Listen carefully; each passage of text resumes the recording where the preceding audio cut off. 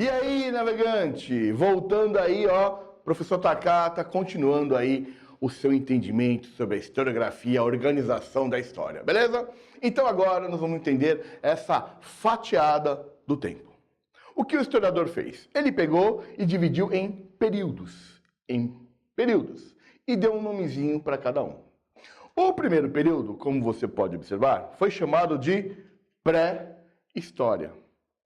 E se você levar ao pé da letra o que quer dizer pré-história, aparentemente parece que o nome tem um certo preconceito.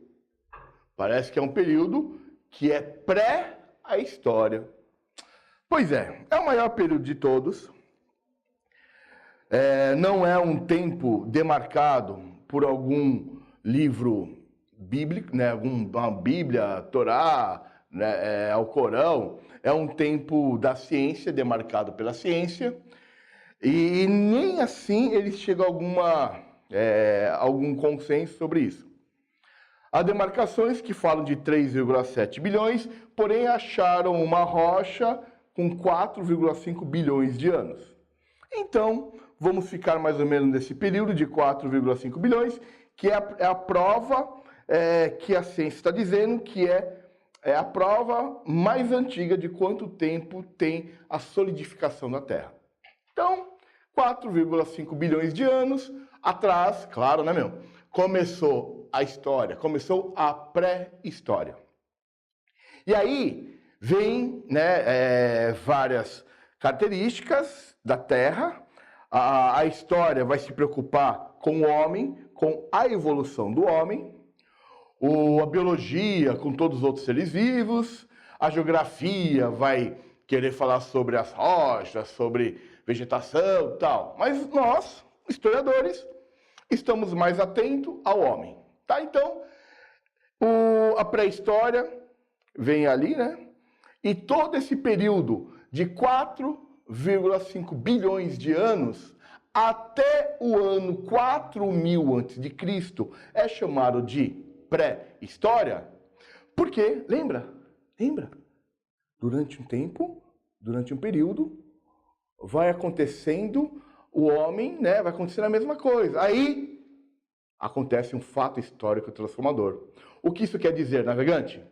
Que de 4,5 bilhões de anos atrás, até o ano 4000 a.C., foi igual. Algum fato histórico do ano 4000 a.C. mudou o homem. Este fato é a escrita. Ah, lembrei, Takata. Aí o homem foi lá e inventou a escrita. Hã? Quer dizer que um cara acordou do nada e falou, vou inventar a escrita. Legal, falta a escrita no mundo, vamos inventar. É isso? Não, né, meu? Se liga. O que acontece é o seguinte. Demarcamos o ano 4000 a.C. Por quê? Porque o documento escrito achado mais antigo é do ano 4000 a.C. É um documento sumério com a escrita cuneiforme. Mas isso é assunto para outra aula, tá? Então só entender agora o período. O primeiro período vai de 4,5 bilhões de anos até o ano 4000 a.C., quando tem um documento escrito. Acabou a pré-história, começa o quê? Você está lendo aqui, né? Começou o quê? A antiguidade, exatamente. E aí vem a história da Mesopotâmia, do Egito, Grécia, Roma. Então, vem acontecendo a antiguidade, a idade antiga, lembra? Período? Escrita, vem acontecendo a antiguidade, né? Egito, Mesopotâmia, Grécia, Roma, pumba, aconteceu um fato histórico. Aí o historiador foi lá e disse, acabou a antiguidade, esse fato histórico vai mudar o homem. O fato histórico transformador é o fim de Roma. O rei Odoacro, ele é rei dos Érulos. Ele invade Roma, capital do Império Romano do Ocidente. E aí o homem muda. Mudou completamente as relações. Acabou a Idade Antiga e aí vai começar a Idade Média. Período medieval. Em que ano acaba a Idade Antiga e começa a Idade Média? Em 476 depois de Cristo. Entenderam? 476 depois de Cristo, acaba a antiguidade. Por quê? Porque Odoacro invadiu Roma. Começou a Idade Média. Aí você vai ter, né? Todo mundo acha que só tem a igreja na Idade Média, que só tem feudalismo na Idade Média. Não, tem mais coisas, né? Tem o Império Bizantino na Idade Média, que era o Império Romano do Oriente. Você tem o Reino Franco, você tem as Cruzadas, você tem o Renascimento Cultural. Gente, é um período que mais tem coisas para a gente falar. Então tem a Idade Média, lembra? Período da Idade Média. O homem vai da mesma forma, aí tem um fato histórico transformador que acaba com a Idade Média. E é quando os turcos otomanos invadem a capital do Império Bizantino, chamado Constantinopla. Ah, lembrei, Takata. É Istambul, na Turquia. Isso, navegante, acabou.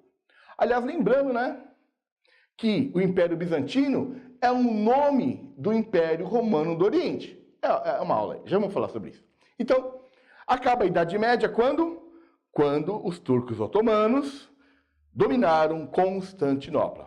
A Idade Moderna é o período, né, que você tem a formação do absolutismo, você tem as grandes navegações, você tem a história do Brasil, nesse período começando aí. Você vai ter aí, acabando com a Idade Moderna, uma nova relação provocada por uma classe social que agora tem força, que são os burgueses. A burguesia vai e provoca o fim da Idade Moderna, porque a burguesia vai fazer o início da Revolução Francesa.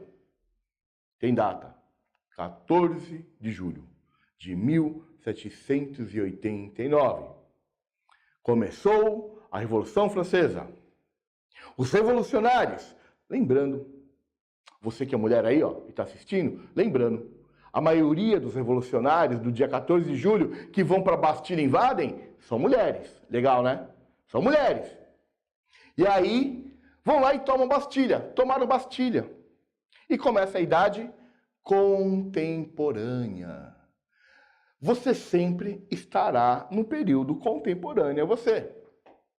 Pode vir a ter uma nova fatiação do tempo, mas você sempre estará na Idade Contemporânea. Tudo bem?